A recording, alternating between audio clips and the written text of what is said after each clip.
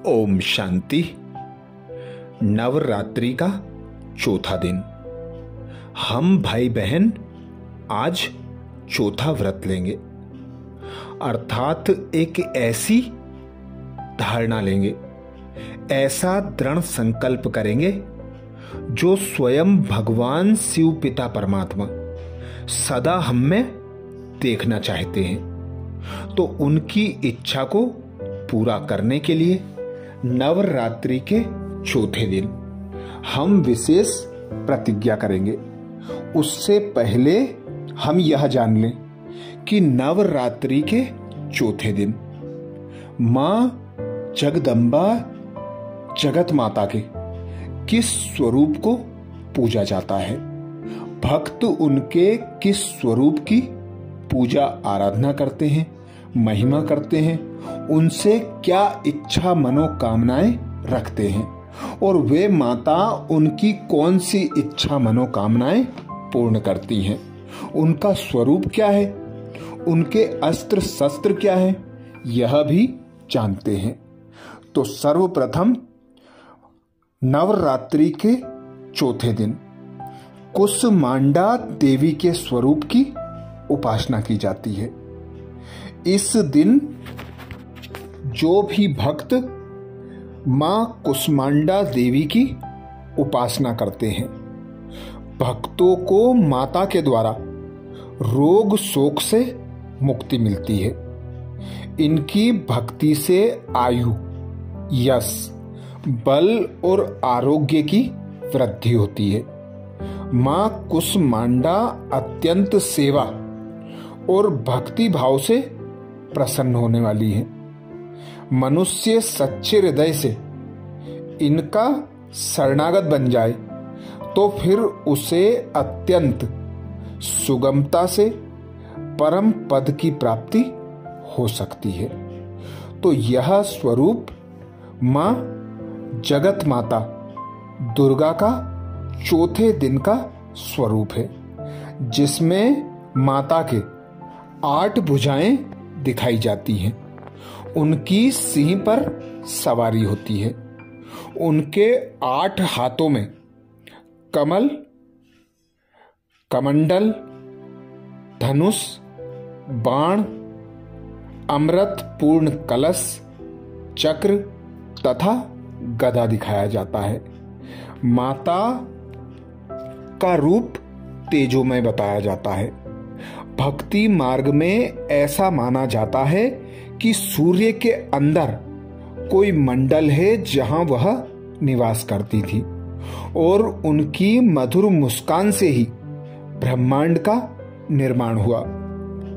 ऐसे ही हम भी शिव बाबा की शक्तियां हैं, जिन्हें बाबा मास्टर रचयिता की सीट पर सेट रहने की सदा श्रीमत देते हैं। बाबा कहते हैं स्व परिवर्तन के आधार पर विश्व परिवर्तन होता है। तुम बच्चे कल्प वृक्ष की जड़ों में बैठी हुई आधारमूर्त आत्मा हो, पूर्वज आत्मा हो। तुम ही सर्व दुखी अशांत पतित आत्माओं का परिवर्तन करके नई सृष्टि सतयुग की रचना के निमित्त बनते हो, जिसका आधार बाबा बताते सर्व आत्माओं के प्रति शुभ भावना, शुभ कामना रखना। तो आज नवरात्रि के चौथे दिन हम यही व्रत लेंगे कि हर आत्मा के प्रति हम शुभ चिंतन चलाएंगे। शुभ चिंतक बनकर सर्व के प्रति शुभ भावना, शुभ कामना रखेंगे।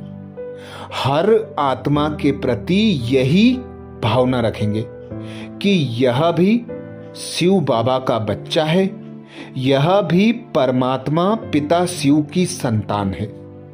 तो फिर हमें उससे किसी प्रकार का घृणा या द्वेष नहीं होगा, क्योंकि वे हमारे भाई हैं। फल हमारे प्रति उनके मन में घृणा हो, क्रोध हो, पर हम सदा यह स्मृति रखें कि ड्रामा कल्याणकारी है। ड्रामा में जो पार्ट उन्हें मिला है वह बजा रही हैं, और जो हम बच्चों का पार्ट है वह हमें एक्यूरेट बजाना है। इसी में कल्याण है। तो हमें नवरात्रि के चौथे दिन विशेष इस व्रत को धारण कर लेना है कि सर्व के प्रति शुभ चिंतन चलाना है और शुभ चिंतक बन जाना है, जिसके लिए बाबा ने हमें सहज विधि बताई है। बाबा ने कहा है 2 शब्द याद रखो। 2 शब्द हैं शुभ चिंतन और शुभ चिंतक। शुभ चिंतन और शुभ चिंतक। तो एक है शुभ चिंतन, नेगेटिव को भी पॉजिटिव करो, इसको कहते हैं शुभ चिंतन। निगेटिव पॉजिटिव हो सकता है और बदल सकते हो, सिर्फ चेक करो कि कर्म करते भी शुभ चिंतन चलना चाहिए। और दूसरा, सभी के प्रति शुभ चिंतक। तो शुभ चिंतन और शुभ चिंतक दोनों का संबंध है। अगर शुभ चिंतन नहीं है तो फिर शुभ चिंतक भी नहीं बन सकते। इसलिए इन 2 बातों का अटेंशन रखना है। यही व्रत लेना है, यही प्रतिज्ञा करना है कि कुछ भी हो जाए, कुछ भी खोना पड़े, तो भी हमें हर आत्मा के प्रति शुभ चिंतन चलाना है और शुभ चिंतक की सीट पर सेट रहना है, जिसके लिए हमें शुभ भावना अर्थात रहम दिल की वृत्ति, कोई कैसी भी आत्मा हो लेकिन अपने रहम की वृत्ति से, शुभ भावना से उसे परिवर्तन कर दो। जैसे साइंस वाले रेत में भी अनाज पैदा कर देते हैं, ऐसे ही बाबा कहते तुम शांति की शक्ति द्वारा धरनी का परिवर्तन करो। इसके लिए शुभ भावना संपन्न बनो। शुभ भावना भी हद की ना हो, बेहद की हो। तो यही अटेंशन रखना है कि सर्व के प्रति शुभ चिंतक बनने के लिए सदा शुभ चिंतन चलता रहे। जिसका सदा शुभ चिंतन चलता रहता है वही शुभ चिंतक है। इसके लिए सर्व ज्ञान रत्नों से भरपूर ज्ञान संपन्न दाता बनना है। सदा अपनी संपन्नता के नशे में रहना है और शुभ चिंतक स्वरूप द्वारा दूसरों के प्रति देते जाओ तो बढ़ता जाएगा। हर आत्मा को देते जाओ। बाबा कहते देने में ही ब्राह्मणों का लेना समाया हुआ है। शुभ चिंतक ही सदा प्रसन्नता की पर्सनैलिटी में रह सकता है। जैसे कि तुम बच्चों की जड़ मूर्तियां 9 स्वरूपों में दिखाई जाती हैं, सदा प्रसन्न चित्त मुद्रा में दिखाई जाती हैं। विशेष चौथे दिन का जो स्वरूप है वह कुसमांडा का स्वरूप है। उनकी मुस्कान से ही ब्रह्मांड का निर्माण माना गया है। वह ही विश्व के आगे विशेष पर्सनालिटी बनते हैं, जो सर्व के प्रति शुभ चिंतक होकर रहते हैं। वही पूजनीय बन जाते हैं।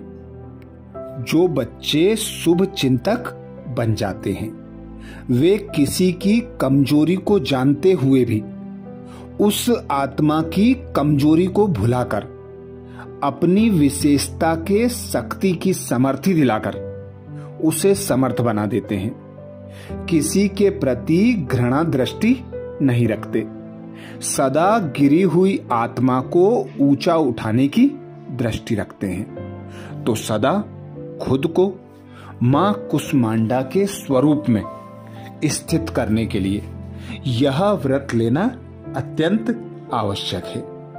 हर एक के प्रति शुभ भावना, शुभ कामना रखना, शुभ चिंतन चलाना और शुभ चिंतन चलाते चलाते शुभ चिंतक स्वतः और सहज बन जाएंगे। पूजनीय और गायन योग्य, महिमा योग्य स्वतः और सहज बन जाएंगे। 5वें दिन 5वें स्वरूप से विशेष बातें धारण करेंगे। आज श्याम नुमा श्याम के योग में मां कुसमांडा स्वरूप में स्थित होकर विशेष भक्त आत्माओं को सकाश देंगे। अच्छा, ओम शांति।